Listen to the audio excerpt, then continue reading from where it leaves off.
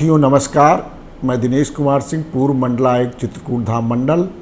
मैं आज के समक्ष पुनः उपस्थित हुआ हूं और विषय है आसामी खातेदार।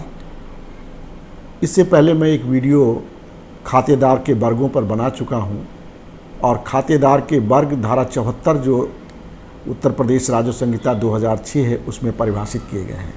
इस धारा 74 में बताया गया है कि 4 तरह के खातेदार होते हैं। पहला नंबर है संक्रमणीय अधिकार वाले खातेदार, मतलब ऐसे खातेदार जिनको अपनी भूमि को बेचने का अधिकार है। दूसरे प्रकार के हैं असंक्रमणीय अधिकार वाले खातेदार, ऐसे खातेदार जो सामान्य तौर पर पट्टेदार होते हैं, उनको ज़मीन बेचने का अधिकार नहीं होता है। तीसरे खातेदार आसामी होते हैं और चौथे सरकारी पट्टेदार। तो आज हम विस्तार से चर्चा करेंगे आसामी खातेदारों के बारे में। आसामी खातेदार कितने प्रकार के होते हैं, उनके क्या अधिकार हैं, क्या आसामी खातेदार अपनी ज़मीन को बेच सकता है, इस पर विस्तार से चर्चा करेंगे। सबसे पहले लेते हैं आसामी खातेदार कितने प्रकार के होते हैं। तो पहला जो वर्ग है उत्तर प्रदेश राजस्व संहिता 2006 11/2/16 को लागू हुई है। इसके पहले क्या लागू थे? उत्तर प्रदेश जमींदारी विनाश अधिनियम लागू था, उत्तर प्रदेश भू राजस्व अधिनियम लागू था और राजस्व के कानून लागू थे। इन सबको ख़त्म करके एक नया कानून उत्तर प्रदेश सरकार ने बनाया और उसका नाम रखा उत्तर प्रदेश राजस्व संहिता 2006। इसकी लागू 11 फरवरी 2016 को किया। तो इसमें ये कहा गया है कि आसामी खातेदार वो होंगे, सबसे नंबर 1, कि जो इस कानून के लागू होने के ठीक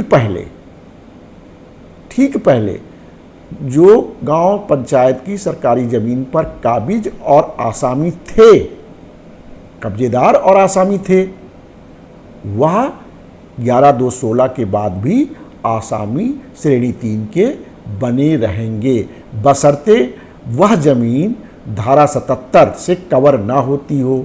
धारा 77 में कौन सी ज़मीन आती है? जो खलिहान की है, पशुचर की है, नाले नाली नदियाँ हैं, ऐसी ज़मीनें जो सार्वजनिक उपयोग की हैं, वह अगर ज़मीन नहीं है, उस पर वो कब्जेदार आसामी थे, तो 11/2/16 को इस कानून के लागू होने के बाद भी आसामी श्रेणी 3 के बने रहेंगे। दूसरा, इस कानून के लागू होने की तिथि और लागू होने के बाद अगर गांव पंचायत की भूमि प्रबंधक समिति ने, जिसके पास सरकारी भूमि का प्रबंधन होता है, जो गांव पंचायत गांव सभा की भूमि होती है सरकारी, उसका प्रबंधन होता है, अगर उसने कोई किसी को कुछ निश्चित समय के लिए 2-4 साल 5 साल के लिए, 6 साल 10 साल के लिए, अगर एक निश्चित समय के लिए भूमि किसी भी व्यक्ति को कृषि कार्य के लिए दे दी है, तो ऐसे लोग भी आसामी खातेदार कहलाएंगे और श्रेणी 3 में इनका नाम दर्ज होगा। तीसरे वो हैं जो कोई भूमिधर अपनी ज़मीन को किसी अन्य व्यक्ति को, मान लीजिए भूमिधर है, वो अक्षम है, कुछ नहीं कर पा रहा, तो पट्टे पर भी, निजी पट्टा उसको कहते हैं, वो निजी पट्टे पर भी भूमि को दे सकता है। मान लीजिए किसी खातेदार ने किसी को 5 साल 10 साल 15 साल के लिए और सोलर प्लांट के लिए तो 30 साल के लिए भूमि को पट्टे पे, निजी पट्टे पे दिया सकता है, अन्य कार्यों के लिए अधिकतम 15 साल के लिए। तो भूमिधर भी अपनी ज़मीन को अगर किसी व्यक्ति को कुछ निश्चित समय के लिए पट्टे पर देता है, तो वह व्यक्ति जिसको पट्टे पर ज़मीन मिली है, वो आसामी खातेदार श्रेणी 3 का कहलाएगा। ये तीसरा प्रकार हो गया। चौथा, इस कानून को के अंतर्गत या अन्य कोई कानून जो उत्तर प्रदेश में है, उसके अधीन किसी को कोई ज़मीन निश्चित समय के लिए मिली हो, तो भी आसामी खातेदार होगा। इस प्रकार 4 प्रकार हो गए जो आसामी खातेदार के रूप में जाने जाएंगे। साथियों, आसामी खातेदार के क्या अधिकार हैं, क्या अधिकार नहीं हैं, यह अधिकांश लोगों को जानकारी ना होने के कारण वह अनावश्यक मुकदमेबाजी में फंस जाते हैं। आज मुझे नागेंद्र सिंह बांदा से व्हाट्सएप मैसेज करके जानकारी के लिए व्हाट्सएप मैसेज किया, क्या श्रेणी 3 आसामी की भूमि को हम खरीद सकते हैं? तो मैंने उनको मार्गदर्शन दिया कि ये ज़मीन आप नहीं खरीद सकते हैं। तो इस तरह के लोग हमसे जुड़े हुए हैं और वो हमसे व्हाट्सएप पर जानकारी कर सकते हैं। अब मैं विस्तार से क्या क्या अधिकार हैं उनकी जानकारी आपको देता हूँ। आओ अब जानते हैं कि आसामी खातेदार जो श्रेणी 3 के खतौनी में दर्ज हैं उनके अधिकार क्या हैं, वो ज़मीन पर क्या कर सकते हैं, ज़मीन का उपयोग कैसे कर सकते हैं, क्या अधिकार हैं उनके, ये बहुत ज़रूरी जानना है। गांव वालों को ये छोटी छोटी बातें जानकारी ना होने के कारण वो बिना मतलब के मुकदमों में फंस जाते हैं।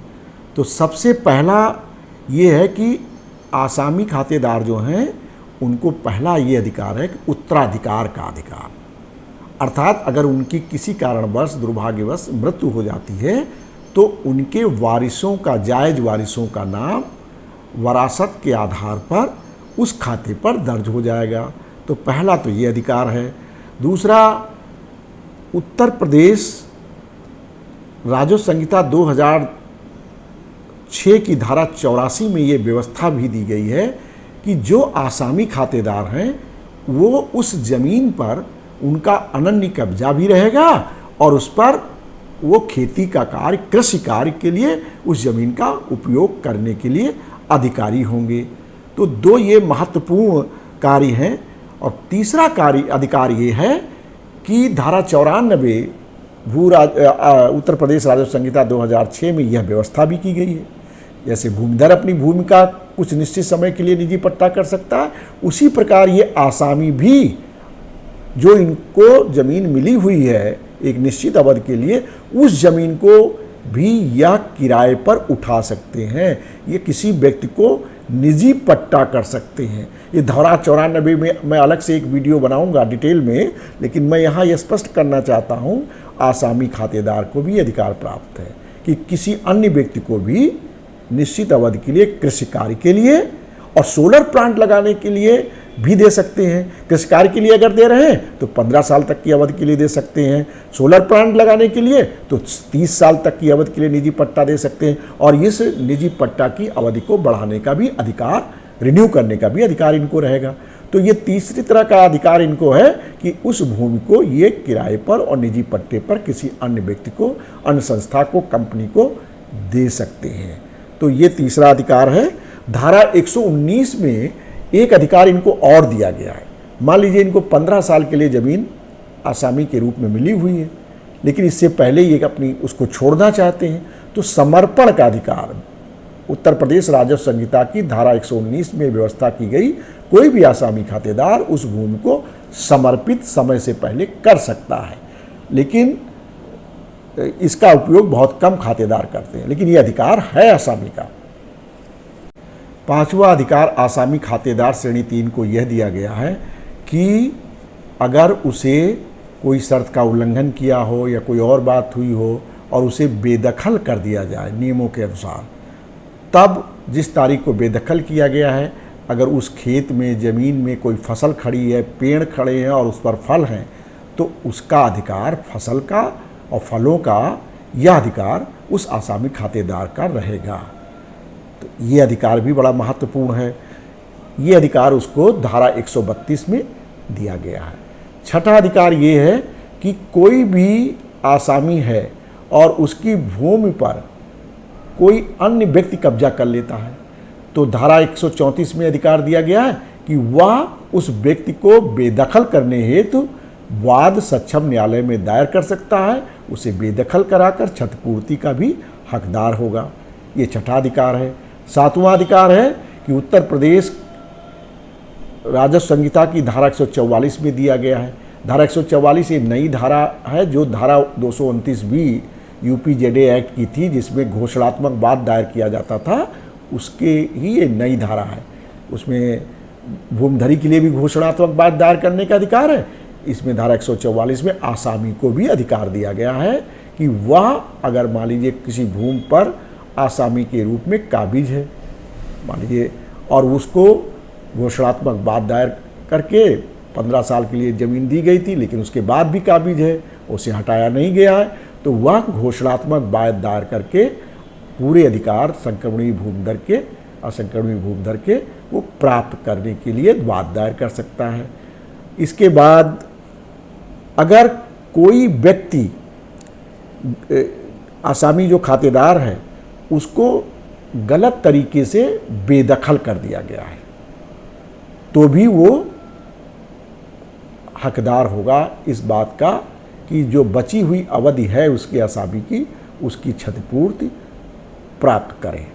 साथ ही साथ कभी कभी है आप आसामी खातेदार हैं, वर्षा बहुत ज़्यादा हो गई, बाढ़ आ गई या ऐसा मौसम ख़राब हुआ कि फसल नष्ट हो गई, अब आपको कुछ मिला ही नहीं, तो आप मालगुजारी राजस्व कहाँ से देंगे, किराया कहाँ से देंगे, नहीं दे पाएंगे। ऐसी स्थितियां जब पैदा होती हैं तो धारा 139, 40 और 41 में अधिकार आसामी को दिया गया है कि वह न्यायालय में आवेदन करके इसमें छूट प्राप्त कर सकता है। छूट के लिए या कम करने के लिए, मालगुजारी या राजस्व कम करने के लिए वो आवेदन कर सकता है। ये सारे अधिकार आसामी को दिए गए हैं, लेकिन एक अधिकार ऐसा है जो उसको नहीं दिया गया है। वो अधिकार है ये जो ज़मीन है उसे वो बेच नहीं सकता है। अर्थात वो लोग भी सावधान रहें जो ऐसी ज़मीन श्रेणी 3 के खरीदना चाहते हैं किसी से। अगर वो खरीद लेंगे तो उनके नाम दाखिल खारिज नहीं होगा, वो बैनामा नल एंड वाइड होगा। और वो लोग भी जान लें जो बेचना चाहते हैं उनको ये अधिकार भी नहीं है बेचने का।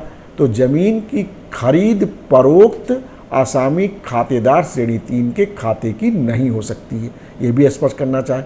तो मेरे विचार से ये हमने पूरा विस्तार से आपको आसामी खातेदार क्या हैं, कितने प्रकार के हैं, उनको क्या अधिकार हैं और क्या अधिकार नहीं है, उस ज़मीन का उपयोग कैसे कर सकते हैं, मैंने विस्तृत जानकारी आपको दी। मुझे लगता है आपको पसंद आई होगी।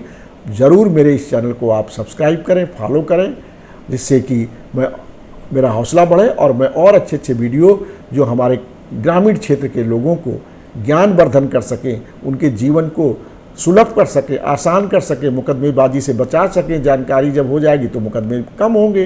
तो ऐसे मामलों के लिए हमारे वीडियो को देखते रहें। बहुत बहुत धन्यवाद, बहुत बहुत धन्यवाद।